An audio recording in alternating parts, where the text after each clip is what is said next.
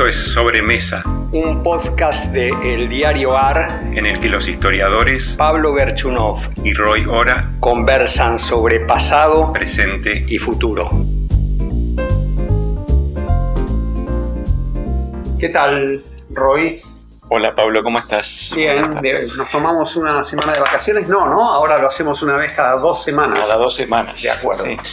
El otro día, el presidente Alberto Fernández usó una palabra, inventó una palabra. Sí, un neologismo. Un neologismo muy llamativo y extraño.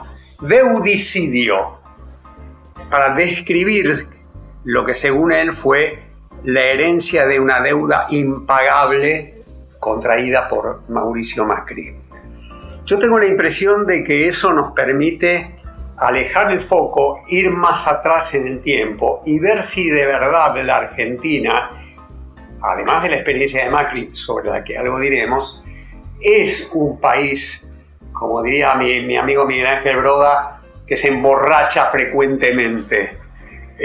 Y no hay nada mejor que recurrir a la historia para ver un poco eso. Entonces, ¿qué opinás vos de eso? Sí, yo creo que en algunos sectores de la opinión pública está muy presente la idea de que desde el comienzo de la trayectoria histórica argentina la deuda es un problema, ¿no? Que eso ha limitado las posibilidades de desarrollo del país, ha estallado en tiempos más recientes. ¿Vos decís desde 1810? Bueno, no sé si 1810, ¿no?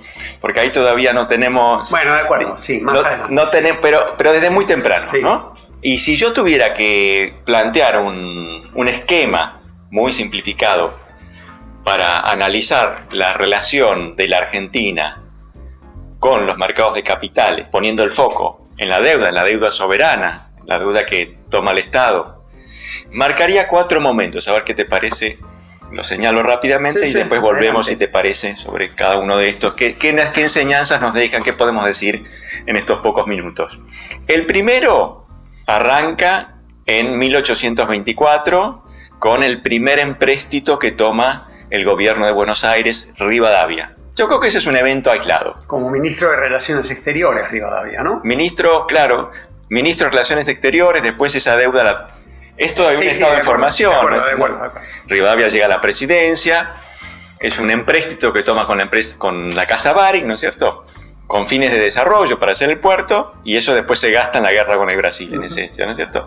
Y después viene un largo periodo no de abstinencia, me parece, porque los mercados de capitales europeos todavía estaban verdes. Ese es un episodio aislado incluso en la historia de América Latina, ¿no es cierto? Muchos países pueden contar historias parecidas. Entonces yo creo que a ese primer momento no le tenemos que prestar mayor atención. Quizá habría que prestarle atención por el financiamiento monetario, no por el acceso a los mercados de deuda internacional, ¿no?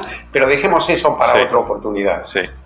Después hay el segundo momento que es, bueno, el Estado argentino se arma más, viene Caseros, la Constitución, formación del Estado, de la nación, todas esas cosas, y ahí expansión de la economía capitalista, del sector exportador, y ahí aparece un segundo momento donde la Argentina se convierte en uno de los países de América Latina que más ávidamente se abre a los mercados de capital, ¿no? Y el Estado argentino es uno de los que se endeuda.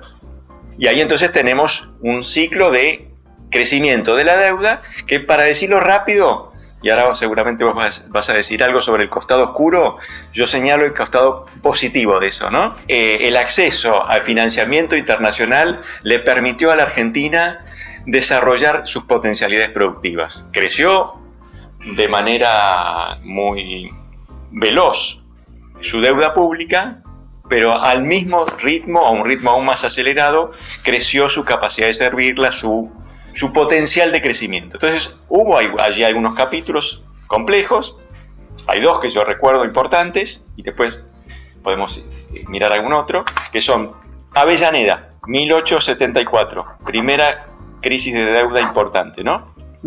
Y esa famosa mensaje, ¿no? Vamos a ahorrar sobre el hambre y la sed de los argentinos. Si es necesario. Si es necesario. Porque un poquito la matizó, digamos. Sí.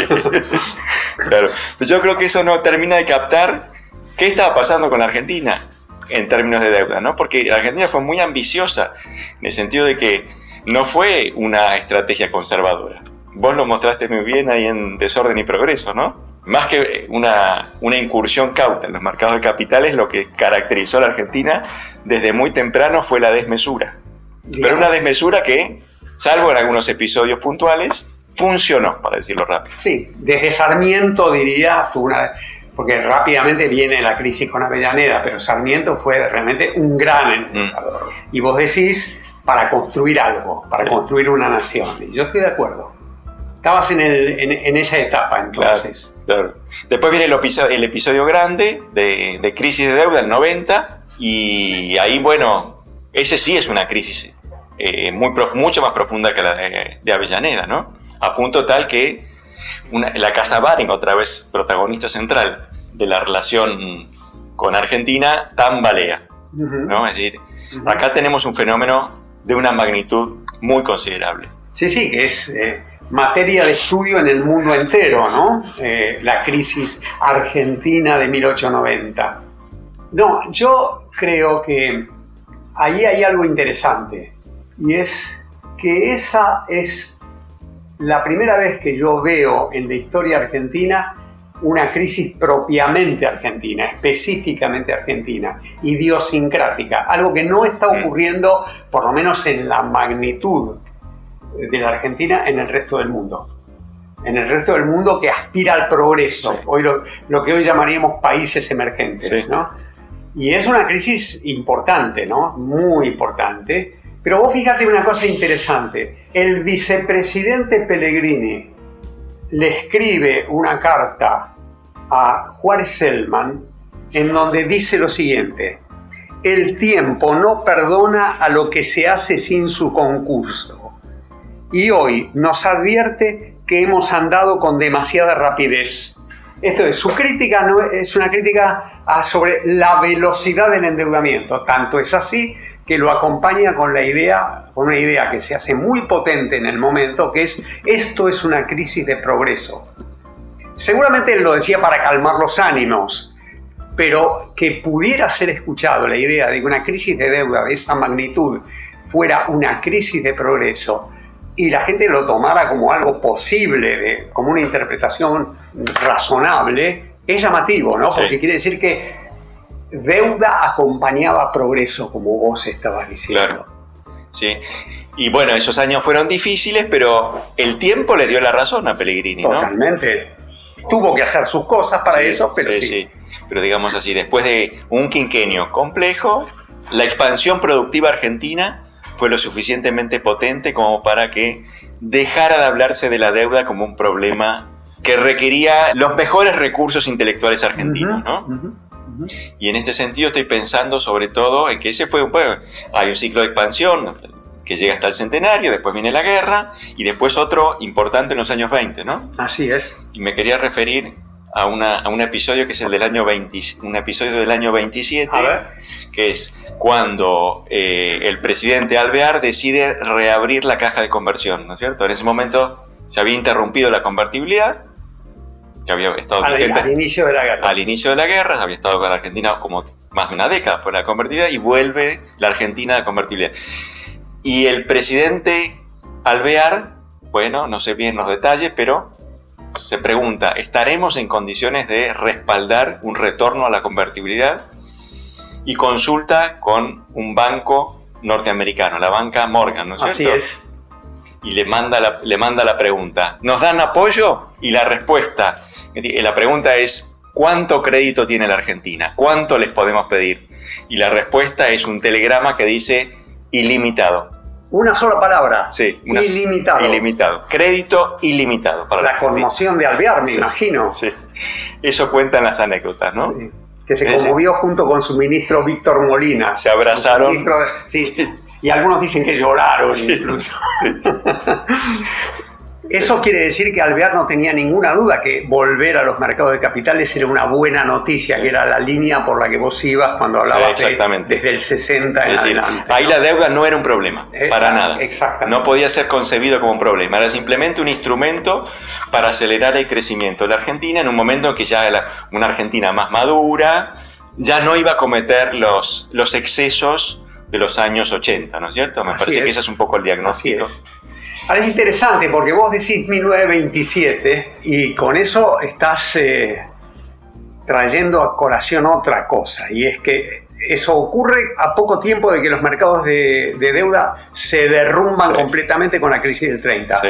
Esas palabras que lo emocionan no van a poder ser llevadas al acto, salvo por un periodo muy breve, porque en 1929 se termina todo. Se acabó ese mundo, ¿no? Claro. Sí, yo pienso que esa percepción que tenía Alvear es la que explica por qué cuando vino la tormenta de la Gran Depresión y los mercados financieros se derrumbaron, la Argentina jugó la carta del buen pagador, ¿no? Es el único país de América Latina buen pagador. Sí. El único que pagó su deuda. Sí. Que la renegoció un poco, pero es el único país de América Latina que no entra en default. Claro.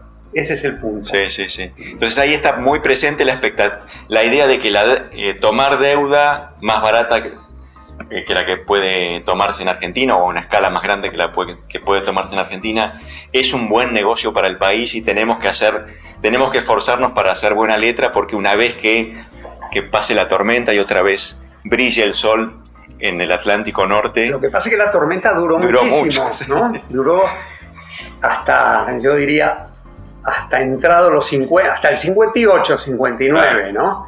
Y en el 58, 59 no es porque se reabren los mercados de capitales tal como los conocemos y se conocieron en aquella época, sino porque llegó la inversión extranjera, que es una historia distinta. Yo diría, dejémosla de lado, ¿no? Vuelvo un segundo acá, es decir, en los años 30 tenemos una apuesta que era muy razonable a la luz de la experiencia previa, y que sin embargo las transformaciones que experimenta en esos años el mundo vuelven poco productiva. Claro. Yo te pregunto, vos que sabes más, si Perón hubiera tenido abiertos los mercados de capital, ¿se hubiera endeudado? Pero ciertamente, ¿quién no se va a endeudar si tiene los mercados de capitales abiertos? Digo, es un recurso como cualquier otro, ¿no? Sí. Después, si lo usás al punto de que va a generar luego una crisis, es otra historia. Sí. Pero Perón era un hombre prudente. Ah, no, perdón. Pensé que era un hombre prudente. Lo financió en todo caso su propia expansión con recursos domésticos. Con lo que tenía a mano. Con lo que tenía a mano. Pero no porque rechazara por principio esa alternativa, sino porque no estaba abierta esa alternativa. Era un hombre de principios de siglo, diría, en ese sentido, ¿no? Entonces tenemos un escenario en el cual desde los 30 hasta, vos decías, fines de los 50, no se puede abrir la canilla del financiamiento, precisamente porque al abrirla no sale nada. Tal cual, ¿no? Tal cual. Y el cambio grande viene en los 70, ¿no? Sí, señor. En los años de la dictadura. Sí, cuando la dictadura descubre lo que se ha dado en llamar la globalización financiera, ¿no? Esto es la tablita cambiaria, 1978 en adelante. A partir de ahí, la Argentina sí tiene una serie de crisis de deuda recurrentes. Sin embargo, yo diría, algunas de ellas no son propiamente argentinas, no son, como yo decía antes, idiosincráticas. Por ejemplo, la crisis que genera la dictadura y que hereda el presidente Alfonsín es una crisis al menos latinoamericana, es más que latinoamericana, pero digamos, lo que llamamos crisis de la deuda de los 80 es una crisis latinoamericana en donde la Argentina participa de un lote más grande de países. Claro. Sí, de hecho esa crisis llega a la tapa de los diarios cuando en agosto del 82 el presidente mexicano dice: muchachos, no podemos pagar. Y ahí nos enteramos en Argentina que había un problema grande con la deuda, ¿no es cierto? Exactamente, está muy bien lo que decís. Argentina no fue el escenario en donde eso estalló, ¿no? Fue México, tal cual. Pero la historia desde ahí siguió, ¿no? Sí. ¿Qué dirías? Bueno, y entonces ahí te pregunto, porque la Argentina la capeó peor que otros países, creo. La crisis de la deuda latinoamericana, la de los 80, sí, la capeó algo peor. Algo peor. Sí. Y de ahí tenemos que hacer algún esfuerzo, ojo, no es tan sencillo, pero sí, la capeó algo peor. Terminó con una hiperinflación que ningún otro... Sí, algunos otros países también la tuvieron, pero el orden de magnitud del caso argentino... Claro. Y quizás pagando un costo más alto en términos de crecimiento en el marco de una América Latina para la cual esa es la década perdida, ¿no es cierto? Sí. Yo tengo la impresión de que eso tiene que ver con el cruce entre acceso a los mercados de capitales y democratización. Con la democracia se come, se educa y se cura, pero también se endeuda. Y endeudarse quiere decir que hay otro actor en lo que suele llamarse puja distributiva, que es el acreedor externo, que es aquel con el que tiene que lidiar el gobierno de Alfonsín todo el tiempo. Él quería repartir internamente, pero había alguien que le decía, me toca una parte. Y esos eran los acreedores externos. En ese momento, a diferencia de lo que vendrá después, bancos extranjeros, principalmente norteamericanos. Claro, ¿no? Sí, actores muy poderosos. Actores muy poderosos y muy cercanos al presidente Reagan. Claro. Así que si vos querés ver ahí algo diferencial de la Argentina, sí. La magnitud fue diferencial. Sí. Y vos dirías... Una de las explicaciones que explican esa diferencia tiene que ver con el hecho de que, bueno, la democracia argentina, como en otras que se están construyendo en esos años, le puso al Ministerio de Economía una serie de restricciones mayores que en otros lados. Le puso al gobierno, diría yo, no sí. solamente al Ministerio de Economía. Le puso a las aspiraciones expansivas y distribucionistas de Alfonsín un límite que Alfonsín no esperaba, ¿no? Y que nunca había vivido. Era un radical que no había experimentado nunca una cosa como esa, ¿no?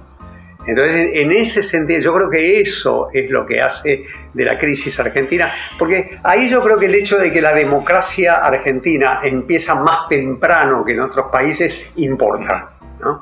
Importa. Importa en la medida en que eleva las expectativas de una sociedad que, como lo decía Alfonsín, vos recién lo repetías, confía en que la democracia va a inaugurar un tiempo de prosperidad. Tal cual. Y se encuentra...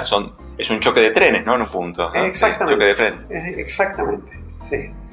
La Argentina nunca pudo terminar de salir de ese dilema, ¿no? Por más que no es una historia monótona, pero de ahí en adelante la deuda nos acompaña como la sombra al cuerpo. Sí, la deuda y recurrentes crisis por no poder pagarlas. Exactamente, ¿no? sí. Celebrar como alvear el acceso al financiamiento externo y luego ver que eso nos lleva a una crisis. Ahora, quiere decir que hay algo, ahí hay algo de la Argentina, ¿no? Hay demandas de la Argentina que no pueden ser resueltas con financiamiento interno y que entonces se recurre al financiamiento externo para temperar, para satisfacer esas demandas y eso termina en crisis de deuda, ¿no? Cuando digo demandas no quiero decir solamente demandas de sectores populares, quiero decir demandas cruzadas de todos los sectores, ¿no? Sí. Y eso sí nos acompañó y fue, diría, atemperado en los 90, hasta que en 2001 yo creo que empieza el último proceso. Mejor dicho, 2001, yo diría, en 2001 estalla una segunda crisis de deuda, que es la que emerge de la convertibilidad.